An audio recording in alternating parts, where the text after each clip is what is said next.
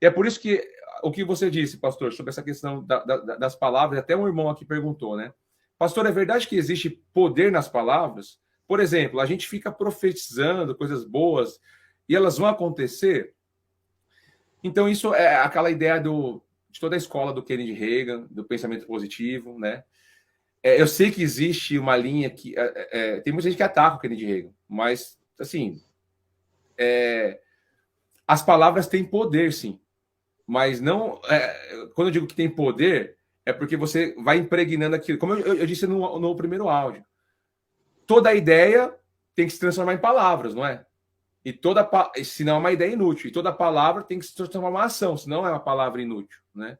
Se você ficar falando a mesma palavra para você, né, de vitória, maldição, aquilo vai impregnando em você e as suas ações vão sendo relacionadas àquilo que você está falando, a palavra. Porque você vai pensar as coisas, né, as suas ideias, você sempre vai pôr ela em palavras, entendeu? Por isso que a palavra ela tem poder nesse sentido. É o quê? É de você estar tão impregnado por aquelas palavras, seja boas ou ruins, que você acaba tendo a ação de acordo com aquela palavra ou acontecendo coisas assim. Por isso que a Bíblia nos chama o quê? Para sempre bem dizer. Uma coisa que eu falo para os irmãos, olha, irmãos, quando alguém vem falar mal de algum irmão para mim, eu já cometi muito esse erro. Eu estou tentando me policiar, peço a graça de Deus. Quando eu vejo que há uma má intenção da parte de um outro irmão que vem falar só para poder fazer ali fermentar a massa, isso que eu faço? Eu falo, olha, vamos orar, né? E já tento sair disso, porque o pecado, olha, uma coisa é séria, irmãos. A maledicência é um pecado que deforma a sua alma. Vai deformando, vai definhando. Então, o que acontece? Eu prefiro exagerar no bem. Falar bem da pessoa, mesmo que a pessoa não... É essa coisa toda, porque eu nunca vi ninguém indo para o inferno por errar no bem. Agora, você errar no mal, você incorre no pecado do falso testemunho. Agora, se você exagerar no bem, talvez você não vai incorrer nesse pecado do falso testemunho, por quê? Porque você está falando bem da pessoa. Você não está maldizendo a pessoa. Então, assim, a gente tem que tomar muito cuidado, porque a gente ouve muitas coisas de pessoas. Mas será que a gente conhece a realidade da pessoa? Igual, teve uma irmã que falou assim para mim. Ela até comentou, acho que foi a irmã Noeli. Ela até postou aqui. Nossa, eu tenho várias... É difícil, né? Deus é muito paciente comigo. Os irmãos têm os meus vídeos aí de 2018, né? Tava bem fofo, né? Tava bem gordo, né? E desde da minha assim, nem adolescência, criancinha, já era bem gordo, assim. Você sabe como que virou a chave no meu coração? E eu falei, pera, eu escutando uma palavra sobre glutonaria, irmãos. Deus pegou e virou a chave. Aí eu fiquei pensando, Senhor, é paciente comigo, hein? Porque mais de 30 anos que eu tô assim. Aí eu fico imaginando, 30 anos assim. Aí depois com 34 anos, foi em 2020 que eu comecei ali pedir a graça de Deus, né? Tô falando que então, eu não orei para assim, Deus, eu quero emagrecer e o milagre aconteceu. Não. Falei, me dá a graça para acordar e sair andando, Senhor. Me dá a graça para poder diminuir a alimentação. E comecei a pedir para Deus. Por quê? Até para orar, eu era muito rápido para orar, assim. Aí já, sabe, aquela coisa rápida, entendeu? Porque aqui, até eu lembro dessa cena uma vez, no início da minha conversão. A gente estava lá no restaurante, né? Foi comer com o pastor, tudo. Aí a comida chegou, já fui pegando assim, aí eu passo, vamos orar. Eu falei, aí com a comida na boca, assim. Isso daí é um exercício, irmão. É um exercício que, assim, a gente tem que tomar cuidado, porque a gente tem que ter a temperança também no comer, agradecer a Deus, ó. Poxa vida, vamos pensar que se esse fosse o nosso último alimento, nós não tivermos mais alimento. Graças a Deus, Senhor, por esse alimento. E Deus começou a me confrontar com isso. Vê se eu fico falando hoje para os irmãos, você é um glutão. Para com isso, irmão. Eu não falo isso. Porque Deus é paciente, eu não sou. A gente quer que as pessoas mudem logo, né? Então, é isso que para finalizar aqui, eu falo das palavras. Se você tem palavras de misericórdia, de graça, ainda que você passe por... eu estou passando por um problema. Irmãos, você vai passar por muitos problemas. As pessoas vão olhar para você, você está com uma tribulação, você acha que eu vou te ouvir? Eu falei com o pastor Jean antes de entrar na live.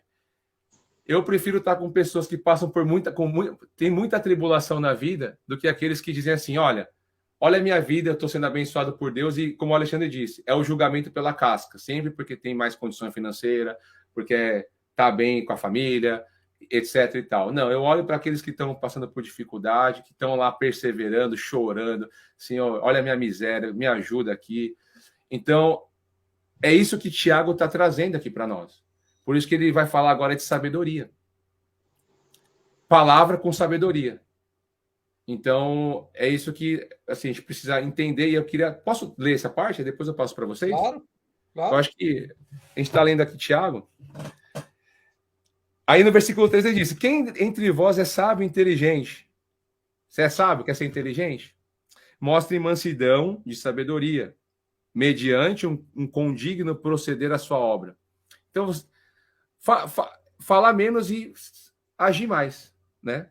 Obras. Se, pelo contrário, tende em vosso coração inveja amargurada, sentimentos facciosos, nem vos glorie disso, nem mentais contra a verdade. Essa não é a sabedoria que desce lá do alto. Antes é terrena, animal e demoníaca. Pois onde há inveja, há sentimento faccioso, aí há confusão de toda a espécie de coisas ruins. Aí ele vai dizer, a sabedoria, porém, lá do alto, primeiramente é pura, depois pacífica, indulgente, tratável, plena de misericórdia, sem infingimento. Ora, é em paz que semeia o fruto da justiça, para os que promovem a paz. Aqui é interessante, porque ele vai falar da língua e vai falar da sabedoria, como que nós devemos usar a língua. Ele vai falar que é sempre com mansidão de sabedoria. Sempre. Geralmente as pessoas elas já vão falar com sentimento faccioso. Faccioso, aqui a palavra no grego é eritheia. Eritheia. O que é a palavra eritheia? Eritheia vem da palavra raiz eris. Eris nos tempos dos gregos, era uma deusa que eles colocaram o nome de Eris, porque os gregos eles colocaram o nome dos deuses de acordo com as suas paixões. Por exemplo, você tem lá Afrodite, é a beleza, né? Vai falar da questão sexual. Então, eles davam nome aos deuses de acordo com as suas paixões. Eris é a deusa da discórdia. Então, ou seja, as pessoas hoje, elas não conseguem ouvir o contraditório. Elas já são agressivas. Não tem mansidão. E isso que nós precisamos pedir para Deus. Senhor, eu estou vendo que a pessoa está totalmente errada. Como é que eu vou corrigir com mansidão? Não no sentido de discordar para brigar, mas no sentido de corrigi-la para levar a verdade.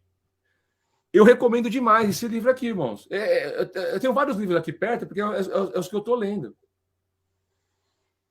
Ó, esse daqui, ó. Dialética erística. Como vencer um debate sem precisar ter razão. 38 estratagemas. O que é dialética? Erística. Dialética, ou seja, dialética é o confronto de ideias discordantes, discórdia. Eu vejo que muitas pessoas usam as técnicas aqui, ó. Quer vencer debate sem ter razão. E aí, irmãos que estão caindo nisso. Isso aqui está me ajudando a parar de debater, irmãos. Infrutíferamente. Porque nós temos que fugir dessas coisas. Isso está tudo ligado com a língua, irmãos. Se você não tiver esse digno proceder, você nunca vai ter as palavras temperadas. Porque, realmente, eu falo isso daí por ter essa experiência. Eu já fui uma pessoa muito chata de debater. Sou ainda, né? Não sou. Estou sendo aperfeiçoado, sou ainda. Então, eu acredito que a gente precisa tomar muito cuidado com como a gente vai falar e ter essa sabedoria para falar. Pode prosseguir um pouquinho, já falei bastante. Amém. Maravilha. Aqui tem uma pergunta do bloco anterior. Deixa eu ver se eu consegui achar aqui no celular. Uma pergunta, não, uma frase que a irmã deixou aqui, que é a Joelma Bastos. Ela colocou assim: boa noite. Penso que quando falamos do outro, reflete mais quem nós somos do que o outro é. É uma verdade, né? É uma verdade. A gente está falando do outro, e isso também cabe para quem está ouvindo aquilo e concordando, e já pode saber que daqui a pouco esse que está ouvindo e concordando tá também, daqui a pouco vai passar para outro. E se você está ouvindo ele falar de alguém, daqui a pouco ele vai falar de você. Porque o costume do falador é sair espalhando. Então, se ele encontrar um bom ouvinte, aí ele fica. Mas ele não se satisfaz, depois passa para outro. Que é assim, e assim vai. São como bocados, né? Como a palavra diz, aos ouvidos. Agora, Provérbios 16, 23 vai dizer assim: ó, o coração sábio instrui, ensina, né, a sua boca e acrescenta doutrina aos seus lábios. Então, se a gente tem um coração sábio, ele vai ensinando a nossa língua, o que ela deve falar, porque é do coração que vai proceder, da mente, né, que vai proceder o que a gente vai falar. Então, o coração sábio instrui a boca e acrescenta doutrina aos seus lábios. Favo de mel são as palavras suaves, doces para a alma e saúde para os ossos. Quantas pessoas a gente, às vezes, não tem deixado doentes com nossas palavras? Quantas pessoas a gente, às vezes, não mata com nossas palavras? A palavra tem que ser favo de mel, sendo suaves. A Bíblia diz para a gente falar com o idoso com carinho, sem muita rispidez. Falar como se estivesse falando a um pai, mas a um pai com carinho, né? Porque tem gente que fala com um pai meio diferente. Então está dizendo, favo de mel são as palavras suaves, doces para a alma e saúde para os ossos. Porque hoje se tem muita doença, chamado de doenças psicossomáticas, que são por palavras que ouviram, palavras que detonaram a pessoa. Então a gente tem que ter cuidado de não ser esse que professa essas palavras que não tem a sabedoria vindo do coração. Né? Tem essa situação que a gente precisa ter esse cuidado.